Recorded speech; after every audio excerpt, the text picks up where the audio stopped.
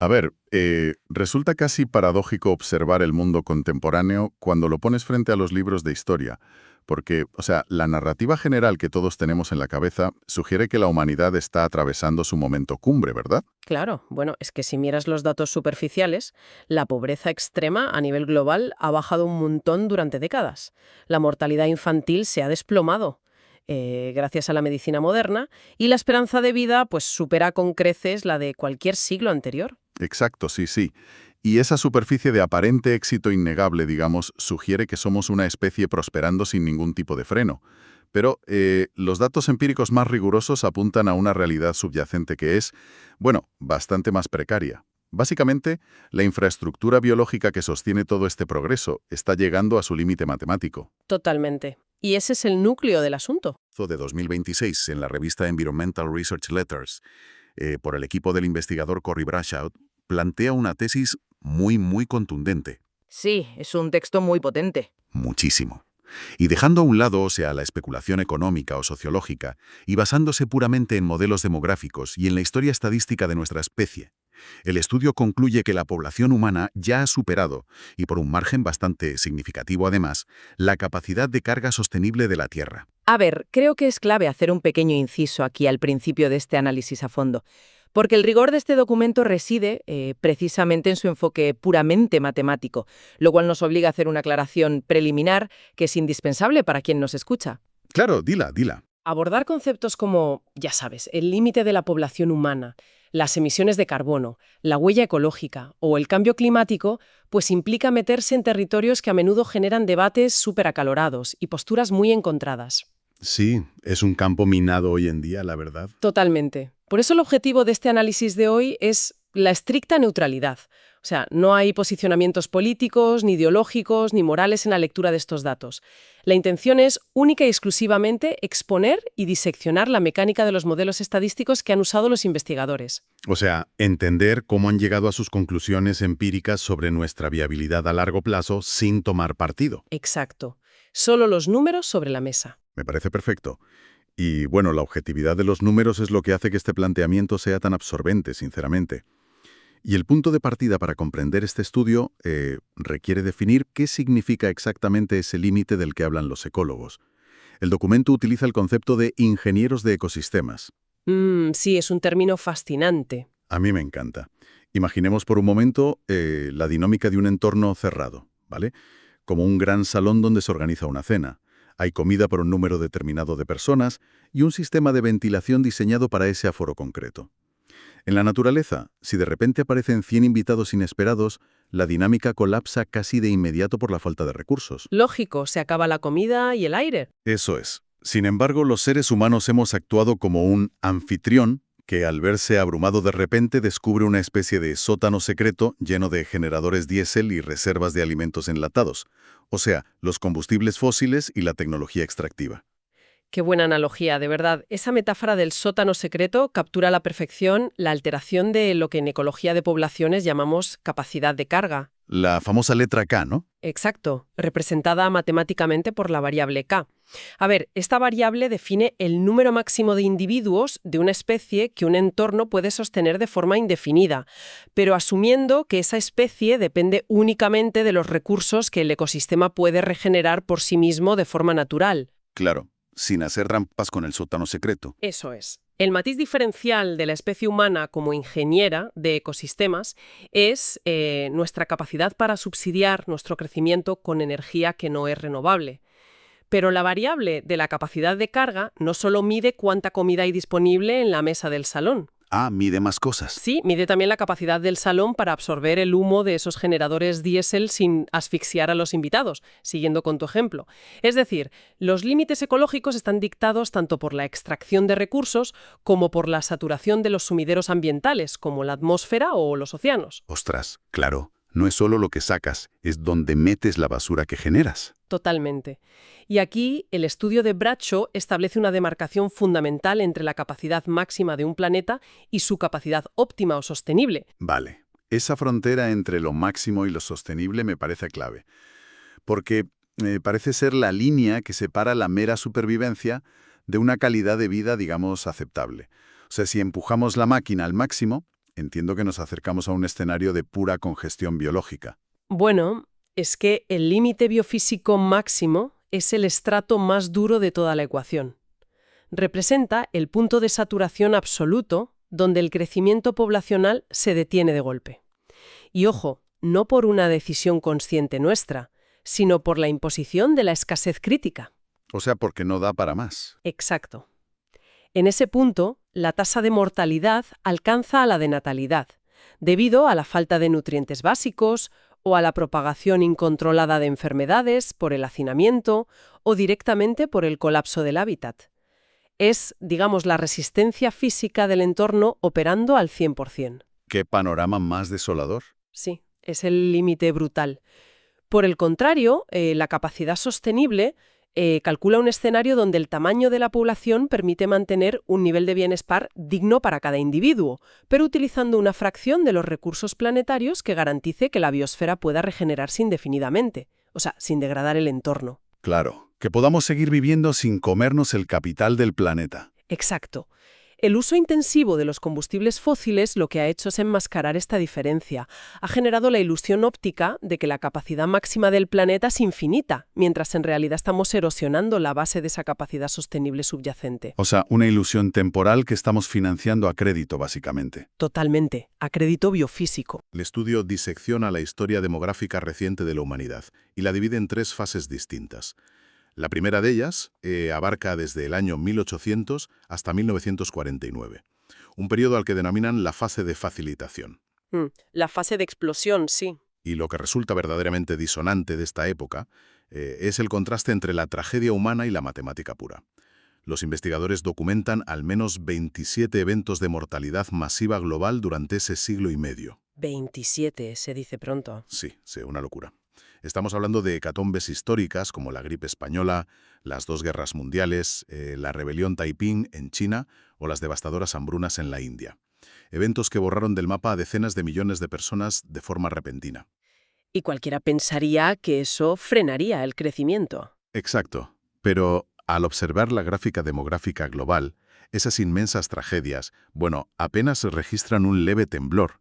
La población no solo creció, sino que se disparó de forma completamente exponencial. A ver, es que la mecánica de esa fase de facilitación revela cómo la humanidad alteró por completo el bucle de retroalimentación biológica. O sea, en ecología básica, a medida que una población crece y se acerca a su límite, su tasa de crecimiento se ralentiza de forma natural, porque los individuos empiezan a competir por los mismos recursos escasos. Claro, pura supervivencia. Eso es. Pero lo que ocurrió entre 1800 y 1949 fue exactamente lo inverso. El aumento en el número total de personas impulsaba una tasa de crecimiento aún mayor. El crecimiento facilitaba más crecimiento. De ahí el nombre de la fase, supongo. Exacto. El motor de este fenómeno fue la revolución tecnológica en la extracción de energía primaria, sobre todo el carbón, y descubrimientos monumentales en la química industrial, como, por ejemplo, el famoso proceso de Haber-Bosch. Ah, sí, lo de los fertilizantes, ¿no? Sí, eso es. Este proceso permitió sintetizar amoníaco a partir del nitrógeno del aire. O sea, se crearon fertilizantes artificiales a una escala masiva. De repente, la cantidad de comida dejó de depender de la fertilidad natural que tuviera el suelo y pasó a depender de la cantidad de combustibles fósiles que podíamos quemar para fabricar abono. Madre mía. O sea, convertimos el petróleo en pan, literalmente. Básicamente. Y el pico máximo de velocidad de esta retroalimentación explosiva se alcanzó curiosamente entre los años 1929 y 1930. Justo en el crack del 29, fíjate. Pero claro, esa aceleración artificial no podía desafiar a la física y a la termodinámica eternamente. El motor en algún momento tenía que empezar a mostrar desgaste. Y vaya si lo mostró. El estudio señala que tras superar esa euforia inicial, entramos en una fase de transición, esto es, entre 1950 y 1961. Esto abarca el archiconocido baby boom posterior a la Segunda Guerra Mundial. La gran explosión natalicia. Sí, que si bien registró números altísimos de nacimientos en términos absolutos, a nivel puramente estadístico comenzó a mostrar signos de inestabilidad matemática. Y esto nos conduce al año 1962, el momento en el que, según la investigación, la curva histórica da el giro más dramático de todos.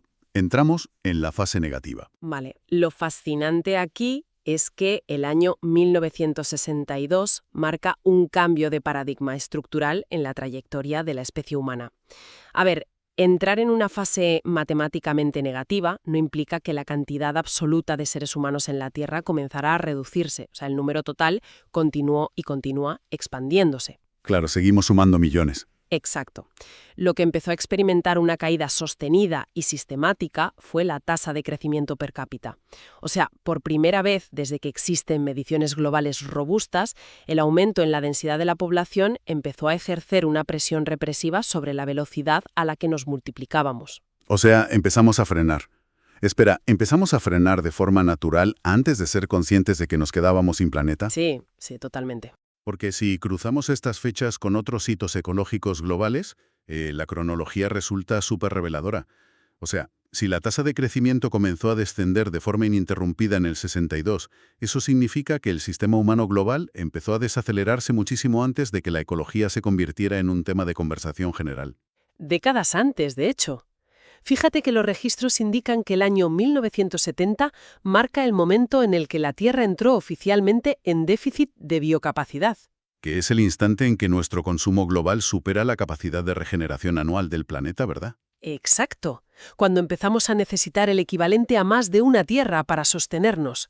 Pues bien, la maquinaria estadística subyacente de nuestra demografía detectó la resistencia del entorno y comenzó a aplicar el freno 8 años antes de cruzar esa línea roja del consumo planetario en el 70. Es alucinante cómo la especie, como un organismo colectivo, percibe el límite antes que nuestra propia conciencia cultural. Es que la inercia demográfica actúa como un indicador temprano del agotamiento ambiental. El descenso en la tasa de fertilidad responde a múltiples factores súper complejos, como la urbanización masiva, la incorporación de la mujer al mercado laboral estructurado o el aumento del coste de vida que está asociado a vivir en entornos densamente poblados. Claro, vivir en una ciudad grande cuesta muchísimo más. Exacto. Pero todos estos factores socioeconómicos son en última instancia síntomas.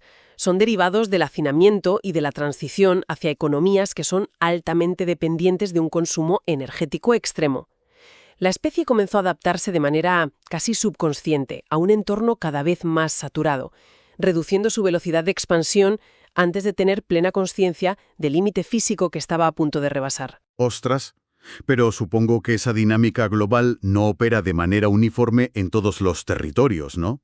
Porque la presión de la densidad poblacional y el desarrollo industrial, pues se distribuyen de forma súper desigual en el mundo. Totalmente desigual. Y ahí el estudio entra en un análisis geográfico interesantísimo. Al examinar los datos regionales, se hace evidente que las distintas partes del mundo cruzaron el umbral hacia la fase negativa en momentos muy diferentes del último medio siglo. Claro, no todos frenamos a la vez. ¿Qué va? El análisis confirma que la transición estuvo profundamente ligada al grado de industrialización y al consumo energético. Las regiones del norte global, que se caracterizan por un desarrollo muy temprano e intensivo, fueron las primeras en experimentar esta represión en su tasa de crecimiento. Hablamos de Europa y Estados Unidos, básicamente. Sí, zonas como Oceanía, Europa, América del Norte y gran parte de Asia abandonaron la fase de aceleración para adentrarse en la fase negativa a finales de los años 50 y principios de los 60. O sea, los primeros en pisar el freno. Exacto. Y un caso particularmente extremo dentro de este grupo es el de China, cuya curva demográfica muestra el declive más pronunciado y agresivo de todos en su tasa de crecimiento, tras entrar en esta fase negativa. Wow. ¿Y quién fue el último en frenar? Pues el contrapunto absoluto a esta tendencia lo encontramos en el África subsahariana. Como tuvieron un acceso histórico mucho menor a esa infraestructura extractiva intensiva, esta región se mantuvo en la fase de facilitación durante décadas adicionales. De hecho, cruzaron el umbral hacia la desaceleración matemática recién en el año 2010. ¡Qué barbaridad! O sea, el grado de desarrollo industrial dicta directamente el ritmo al que cada región agota su espacio de expansión. Y bueno, esto nos lleva al cruce de variables más complejo del documento, que a mí me dejó loco. ¿Ah, sí? ¿La parte climática? Exacto. Porque los investigadores no se limitan a analizar la población en un vacío demográfico, sino que cruzan estas curvas con los grandes indicadores de degradación ambiental a nivel global. Para ello integran modelos climáticos como, el HAT-CRUD 5,02. Exacto, el Hadkrut. Por entender la mecánica de forma sencilla, entiendo que este es un conjunto de datos que mapea las anomalías históricas de la temperatura en la superficie terrestre y oceánica a lo largo del tiempo, ¿no? Sí, básicamente mide cómo se va calentando el planeta año a año. Pues bien, al cruzar las variaciones de temperatura, las emisiones globales de dióxido de carbono y la huella ecológica con esta curva de la población durante la fase negativa, el estudio arroja una conclusión estadísticamente demoledora sobre la responsabilidad climática. Y aquí es donde la intuición de mucha gente suele fallar, fíjate. Ya te digo, Porque la intersección de estos modelos revela que, desde el inicio de la fase negativa en el 62, el factor que predice con mayor fuerza matemática la variación en las anomalías térmicas y el aumento en las emisiones totales de carbono es, sencillamente, el mero tamaño de la población humana. o sea, la cantidad de gente más que lo que consume cada uno. Exacto. El volumen demográfico puro explica una mayor parte de la varianza en la degradación ambiental global que el incremento paralelo en el consumo de energía per cápita que se ha producido en este mismo periodo. Ostras, pero eso choca frontalmente con lo que solemos escuchar, ¿no? O sea, el discurso habitual suele enfocar el impacto climático casi en exclusiva en el hiperconsumo de los sectores más privilegiados. Ya, es el debate de siempre. La lógica común nos dicta que las emisiones masivas provienen de los vuelos comerciales, la hiperproducción industrial y el derroche energético de una minoría rica, y no simplemente del hecho de que existan miles de millones de personas con niveles de consumo muy bajos en países en desarrollo. A ver, es importantísimo aclarar que el modelo no invalida en absoluto el impacto desproporcionado que tiene el hiperconsumo en la cima de la pirámide económica. O sea, los superricos contaminan muchísimo más por persona. Eso es un hecho. Vale, menos mal porque si no los números no cuadrarían. Exacto. Sin embargo, la explicación matemática subyacente que propone el estudio reside en lo que llaman el suelo metabólico de la civilización moderna. El suelo metabólico. Sí. Piensa que cuando una población supera los 8.000 millones de individuos, las necesidades más básicas de supervivencia ya generan un impacto brutal. Hablamos de la agricultura mecanizada, que es indispensable para evitar hambrunas globales, la pavimentación de infraestructuras mínimas, el cemento para construir viviendas, la purificación del agua, la calefacción básica. Todo esto genera un suelo de emisiones de carbono colosal y además inflexible. Claro, no puedes pedirle a la gente que deje de comer o de beber agua potable. Exacto. Las fluctuaciones en el hiperconsumo de los estratos más ricos añaden una capa muy significativa a este problema, desde luego. Pero a nivel estadístico macroscópico, a lo largo de 6 décadas, la abrumadora masa inercial que se requiere simplemente para mantener viva a esa inmensa cantidad de personas se correlaciona de manera más constante y directa con el aumento de la temperatura global. O sea que el volumen absoluto amplifica cualquier pequeño impacto individual hasta convertirlo en una fuerza geológica. Eso es. La multiplicación de lo básico supera el exceso de lo minoritario pura y simplemente por una cuestión de escala matemática. ¡Qué locura!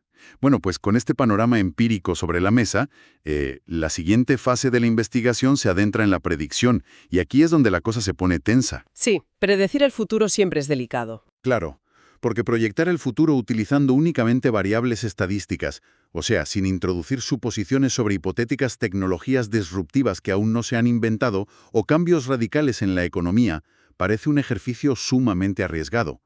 Sin embargo, el estudio emplea una herramienta matemática muy específica para trazar el recorrido final de esta curva demográfica, el modelo logístico de Ricker. Un clásico en ecología. Entonces, ¿qué significa todo esto? Danos los números crudos del modelo. Vale, a ver. La fortaleza del modelo de Ricker radica en su naturaleza fenomenológica. Es un modelo súper utilizado en biología de poblaciones que, básicamente, no intenta descifrar los motivos sociológicos o económicos detrás del comportamiento de una especie. O sea, no le importa si hay capitalismo o comunismo. Exacto, le da igual. Solo analiza la matemática pura del patrón en curso. Funciona graficando el tamaño de la población contra su propia tasa de crecimiento.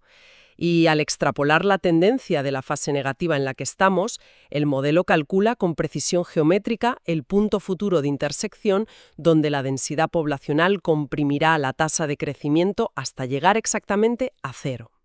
El estancamiento total. Eso es. El momento en que las defunciones igualarán invariablemente a los nacimientos debido a la saturación total del entorno biofísico. Este punto asintótico representa nuestro límite máximo, que en el estudio denominan K sub R.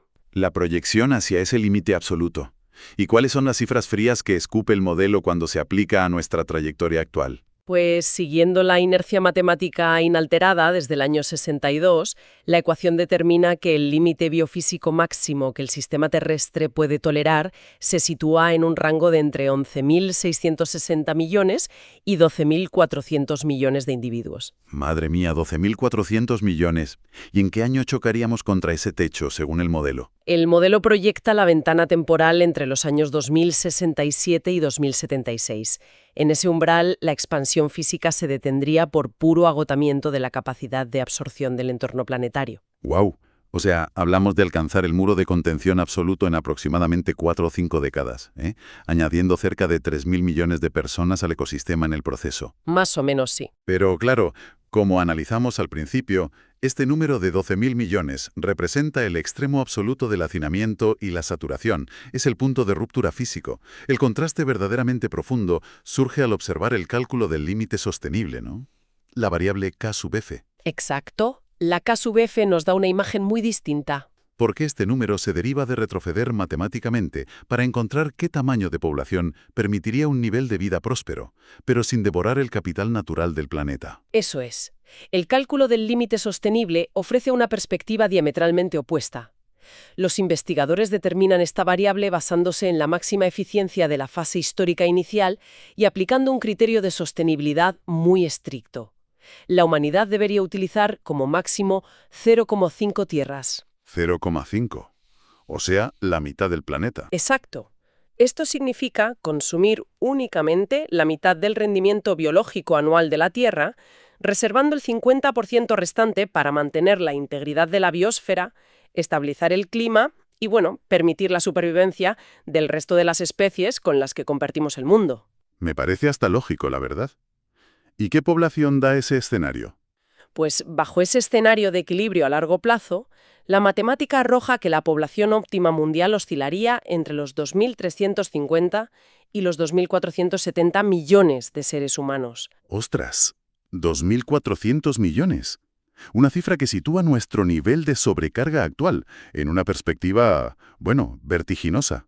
Es un choque de realidad absoluto. Porque claro, si la población global supera holgadamente los 8.000 millones a día de hoy, significa que estamos operando a más del triple de la capacidad que el sistema de soporte vital de la Tierra puede gestionar a largo plazo sin degradarse. Los números indican exactamente eso, La humanidad hoy en día es unas 3,4 veces más grande de lo que los ciclos de regeneración del planeta pueden sostener indefinidamente. Y es precisamente esta brecha gigantesca entre la realidad actual y el límite sostenible lo que lleva a los autores a su conclusión final en el paper. ¿Y qué proponen? Porque el panorama es bastante oscuro. El estudio subraya que resulta materialmente imposible asegurar la viabilidad de las proyecciones de población futuras o incluso mantener los niveles actuales sin ejecutar lo que ellos denominan una reducción social a gran escala. Societal downscaling en el original, sí. Exacto. Y este concepto no alude a meras medidas de mitigación cosmética, rollo reciclar un poco más. Alude a una reestructuración sistémica y profunda de nuestras prácticas socioculturales. O sea, transformar radicalmente la gestión de la tierra, la matriz energética, el ciclo del agua y la huella material de la civilización entera. Casi nada, vamos. Reconstruir la sociedad desde cero. Prácticamente. Bueno, pues la disección de este estudio nos obliga a confrontar una realidad que, seamos sinceros, incomoda muchísimo a nuestro sentido del progreso continuo. La arquitectura empírica que presenta el equipo de Bradshaw nos demuestra que el crecimiento demográfico humano no solo ha rebasado las líneas rojas de la sostenibilidad planetaria hace décadas, sino que la propia mecánica intrínseca de nuestra población comenzó a aplicar un freno silencioso desde principios de los años 60. Que es lo que a mí me parece más alucinante de todo esto. Totalmente. O sea, la desaceleración natural se activó como un reflejo involuntario frente a los límites físicos del planeta, muchísimo antes de que se acuñaran los términos de la crisis ecológica moderna. La vasta escalada de la humanidad, que ha sido propulsada artificialmente por la inyección excepcional de energía fósil, no es una trayectoria indefinida. Para nada. Es una anomalía estadística acotada en el tiempo, que se acerca inexorablemente a su punto de resolución matemática. Y el rigor del modelo logístico revela que la compresión biofísica continuará reduciendo nuestra tasa de crecimiento hasta que el sistema alcance ese equilibrio forzoso alrededor del año 2070. O sea, la dinámica subyacente sigue su curso. Es indiferente a nuestra percepción cultural de crecimiento ilimitado, acercando cada década la presión demográfica hacia ese tope ineludible de los 12.000 millones. Y esto nos conduce a una reflexión final ineludible que trasciende los propios datos del modelo. Si la gran fase de facilitación de los últimos 2 siglos se cimentó en inventar una ingeniería física prodigiosa para multiplicar la extracción de recursos y acelerar el crecimiento sin parar, el escenario actual nos exige un giro radical en nuestro ingenio. Completamente. Un cambio de foco. Porque la cuestión primordial ya no es cómo sostener la aceleración técnica infinita, sino qué tipo de tecnología sociocultural o arquitectura económica podemos llegar a concebir en las próximas décadas. El desafío monumental en el que estamos metidos consiste en diseñar mecanismos de decrecimiento planificado. O sea, sistemas que distribuyan el bienestar de forma equitativa mientras la especie reduce de forma deliberada su masa e impacto. Una tarea titánica, desde luego. Ya te digo. Pero es que la alternativa a no inventar esa arquitectura de transición y seguir ignorando los límites es dejar que la ecuación biofísica se resuelva por sí sola, y cuando la naturaleza aplica sus propias matemáticas para corregir un exceso masivo de capacidad de carga, pues los mecanismos históricos de ajuste que utiliza rara vez resultan pacíficos o compasivos con la especie que ha roto el equilibrio. Hay muchísimo material para seguir analizando en el futuro sobre este tema. Sin duda, seguiremos de cerca hacia dónde van estos datos. Así es. Ha sido un placer desgranar todo esto hoy. Nos escuchamos en la próxima inversión.